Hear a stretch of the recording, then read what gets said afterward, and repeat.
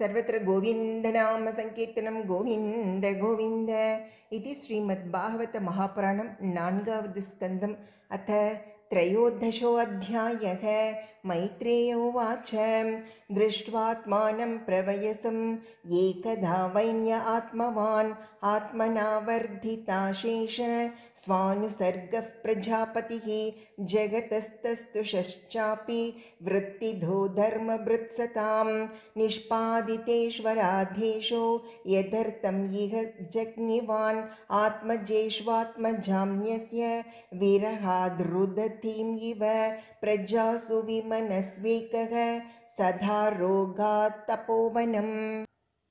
तत्राभ्यदाभ्यनियमो वैकानससु सम्मते आरब्ध उग्रतपसि यथा स्वविजये पुरा कन्दमूलफलाहारः शुष्कपर्णाशनः क्वचित् अभक्षः कतिचित् पक्षान् वायुभक्षस्ततः परं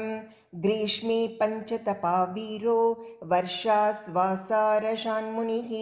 आकण्ठमग्नशिशिरे उदके स्तण्डिलेशयः तितिक्षूर्यत वाग्धान्त ऊर्ध्वरेताजितानिलः आरिराधयिषुः कृष्णम् अचरत्तप उत्तमं तेन क्रमानुसिद्धेन ध्वस्तकर्मामलाशयः प्राणायामैः सन्निरुद्ध षड्वर्गश्चिन्नबन्धनः सनत्कुमारो भगवान् यदाहाध्यात्मिकं परं योगं तेनैव पुरुषम् अभजत्पुरुषर्षभः भगवद्धर्मिणः साधोः श्रद्धया यतता सदा भक्तिर्भगवति ब्रह्मणि अनन्यविषया भवते तस्यान्नया भगवतः परिकर्म शुद्ध सत्त्वात्मनस्तदनु संस्मरणानुपूर्त्या ज्ञानं विरक्तिमदभुन्निशितेन येन चिच्छेद संशयपदं निजजीवकोशं छिन्नान्यधीरधिगतात्मगतिर्निरीहः तत्तत्यजेच्चिनदितं वयुनेन येन तावन्न योगगतिपेर्यतिरप्रमत्तो यावद्गताग्रजकथासुरतिं न कुर्यात् एवं स वीरप्रवरः संयोज्यात्मानमात्मनि ब्रह्मभूतो दृढं काले तत्याजस्वं कलेवरं सम्पीड्य पायुं पार्ष्णिभ्यां वायुम् उत्सारयन् शनैः नाभ्यां कोष्ठेष्वस्थाप्य हृदुरः कण्ठशीर्षणि उत्सर्पयं स्तुतं मूर्ध्नि क्रमेणावेश्य निःस्पृहः वायुं वायौ क्षितौ कायं तेजस्तेजस्यायुयुजते कान्याकाशे द्रवं तोये यथा स्थानं विभागशः क्षितिमम्बसि तत्तेजसि अधो वायौ नभस्यमुम् இந்த இடத்துல தேஜசி அப்படின்னு தான் சொல்லணும். இந்திரியேஷு மனஸ்தானி தன்மாத்ரேஷு யதோத்பவம் பூதாதிநாமோன்யுத்கிருஷ்ய மஹத்யாத்மனி சந்ததே தம் சர்வகுணவின்யாசம் ஜீவே மாயாமயேன்யதாத் தம் சானுஷயமாத்மஸ்தம் அசாவனுஷயி புமான் ज्ञानवैराग्यवीर्येण स्वरूपस्थो जहात् प्रभुः अर्चिर्नाम महाराज्ञी तत्पत्न्यनुगतावनं सुकुमारी अथ दर्हा च यत्पद्भ्यां स्पर्शनं भुवः अतीव भर्तुर्व्रतधर्मनिष्ठया शुश्रूषयाचारशदेहयात्रया नाविन्दतार्तिं परिकर्षितापि सा प्रेयस्करस्पर्शनमाननिर्वृतिः देहं विपन्ना किल चेतनाधिकं पत्युः पृथिव्याधयितस्य चात्मनः आलक्ष्य किञ्चिच्च विलप्य सा सती चितामथारोपयद्धत्रिसानुनी विदाय कृत्यं हृदिनी जलाप्लुता दद्वोधकं भर्तुरुधारकर्मणः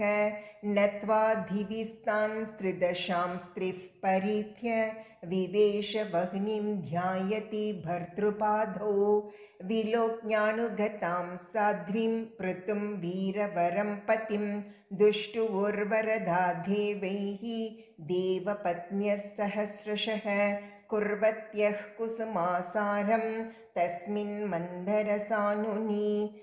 न धत्स्वमरथोर्येषु गृह्णन्ति स्म परस्परं देव्यऊचुः अहो इयं वधूर्धन्या या चैवं भूभुजां पतिं सर्वात्मना पतिं भोजे यज्ञीशं श्रीर्वधूरिव सैषा नूनं व्रजद्यूर्ध्वम् अनुवैन्यं पतिं सति पश्यतास्मानतीत्यार्चिः दुर्विभाव्येन कर्मणा तेषां दुरापं किं त्वन्यत् मर्त्यानां भगवत्पदं भुवि लोलायुषो ये वै नैष्कर्म्यं साधयन्युत स वञ्जितो बथात्मदृक् कृच्छ्रेण महता भुवि लब्ध्वापवर्ग्यं मानुष्यं विषयेषु विषज्यते मैत्रेय उवाच स्तुवतीष्वमरस्त्रीषु पतिलोकं गता वधूः यं वा आत्मविदां दुर्यो वैन्यः प्रापाच्युताशयः इत्थं भूतानुभावोऽसौ पृथुः स भगवत्तमः कीर्तितं तस्य चरितम् उद्धामचरितस्य ते य इदं सुमहत्पुण्यं श्रद्धया वाहितः पठेत् श्रावये शृणुयाद्वापि स पृतोः पदवीं यात् ब्राह्मणो ब्रह्मवर्चस्वी राजन्यो जगति पतिः वैश्यः पठन् वित्पतिः स्यात् चोत्रः सत्तमथामि यात् त्रिकृत्वा इदमाकर्ण्य नरो नार्यतवाद्धृता अप्रजस्सु प्रजतमो निर्धनो धनवत्तमः अस्पष्टकीर्तिः सुयशा मूर्खो भवति पण्डितः इदं स्वस्न्ययनं पुंसाम् अङ्गल्यनिवारणं धन्यं यशस्यमायुष्यं स्वर्ग्यं कलिमलापहं धर्मार्थकाममोक्षाणां सम्यक् सिद्धिमभिप्सुभिः श्रद्धयैतदनुश्राव्यं चतुर्णां कारणं परं विजयाभिमुखो राजा श्रुत्वैतदभियाति यान् बलिं तस्मै हरन्तयग्रे राजानः पृतवे यथा मुक्तान्यसङ्गो भगवती अमलां भक्तिमुद्वहन् वैन्यस्वचरितं पुण्यं शृणुयात् श्रावयेत् पठेत् वैचित्रवीर्याभिहितं महन्माहात्म्यसूचकम् अस्मिन् कृतमतिर्मर्थ्यः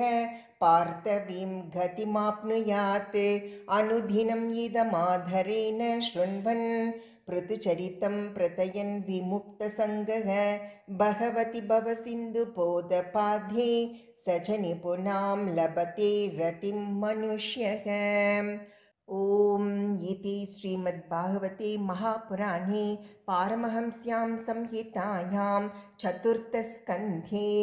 त्रयोविंशोऽध्यायः। सर्वत्र गोविन्दनाम संकीर्तनं गोविन्द गोविन्द।